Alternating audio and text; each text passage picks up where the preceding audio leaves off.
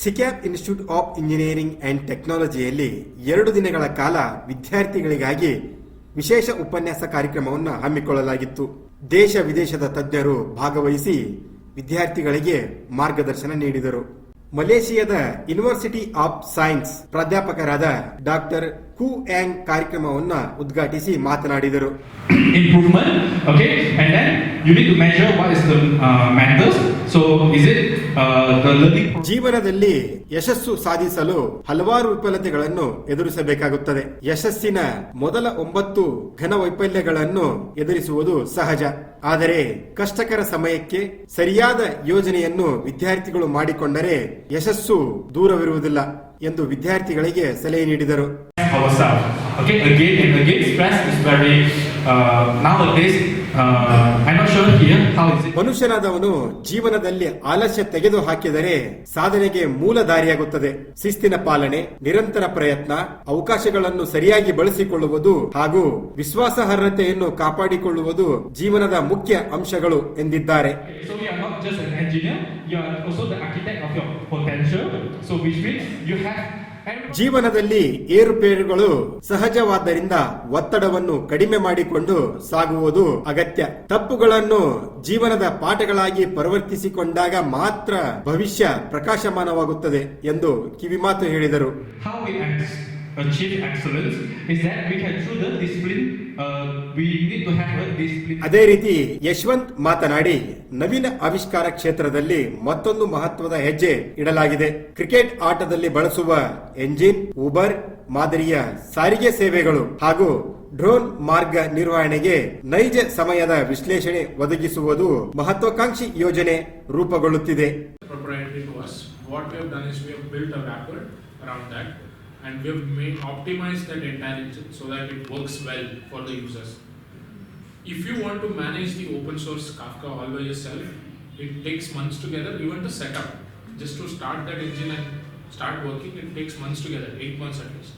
ಈ ಯೋಜನೆಗಾಗಿ ಎಲೆಕ್ಟ್ರಾನಿಕ್ ಮತ್ತು ಕಂಪ್ಯೂಟರ್ ಸೈನ್ಸ್ ವಿಭಾಗಗಳ ಕ್ರಿಯಾತ್ಮಕ ತಂಡವನ್ನು ಸ್ಥಾಪಿಸಲಾಗಿದೆ. ತಂತ್ರಜ್ಞಾನವನ್ನು ಬಳಸಿ ಡ್ರೋನ್ ನಿರ್ವಹಣೆಯನ್ನು ಮತ್ತಷ್ಟು ನಿಖರಗೊಳಿಸುವುದು ಇದರ ಉದ್ದೇಶ. ಸ್ಮಾರ್ಟ್ ಆಪ್ಗಳೊಂದಿಗೆ ಸಹಭಾಗಿತ್ವದಲ್ಲಿ ನಡೆಯುವ ಸಾಧ್ಯತೆ ಹೆಚ್ಚು.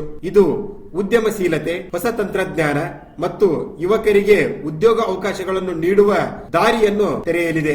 IEEE ಸದಸ್ಯರು ಯಾರಾಗುತ್ತಾರೆ, ಅದರ ಲಾಭಗಳು ಹೆಚ್ಚಾಗುತ್ತವೆ ಎಂದು ವಿದ್ಯಾರ್ಥಿಗಳಿಗೆ ಸಲಹೆಯನ್ನು ನೀಡಿದರು.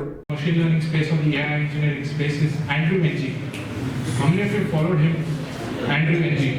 He was the very first creator who created something on AI, something hands-on on AI. So that course is freely available on Coursera if you are a member.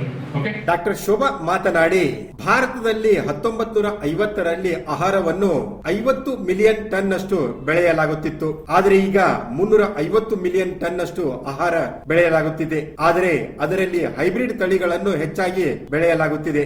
ಇದರಿಂದ ಮನುಷ್ಯ ಕುಲಕ್ಕೆ ತೊಂದರೆಯಾಗುತ್ತಿದೆ. ಕೃಷಿ ಕ್ಷೇತ್ರದಲ್ಲಿ ತಂತ್ರಜ್ಞಾನಗಳನ್ನು ಬಳಸಿಕೊಂಡು ಕೃಷಿಯನ್ನು ಮಾಡಬೇಕು ಮತ್ತು ಕಾಲ ಕಾಲಕ್ಕೆ ಬೆಳೆಗಳಿಗೆ ಮಣ್ಣು ಪರೀಕ್ಷೆ, ನೀರು, ಔಷಧೋಪಚಾರ ಮಾಡಬೇಕು ಹಾಗೂ ಡ್ರೋನ್ ಬಳಸಿಕೊಂಡು ಬೆಳೆಗಳಿಗೆ ಔಷಧ ಸಿಂಪಡಣೆಯನ್ನು ಮಾಡಬೇಕು ಎಂದು ವಿದ್ಯಾರ್ಥಿಗಳಿಗೆ ಹೇಳಿದರು. In 1950s, so what was the situation? How much food grains we were producing? So it was just 50 million tons which was produced in 1950s, and now it has grown many folds. So we are growing close to 350 million tons of. Doctor Suja ಮಾತನಾಡಿ, ಎಲ್ಲಾ ದೇಶಗಳು ತಂತ್ರಜ್ಞಾನದಲ್ಲಿ ಮುಂದುವರೆದಿದ್ದು ಭಾರತ ಕೂಡ ಈಗ ತಂತ್ರಜ್ಞಾನದಲ್ಲಿ ಮುಂದುವರೆದು ನಡೆಯುತ್ತಿದೆ ಎಂದು ಹೇಳಿದರು.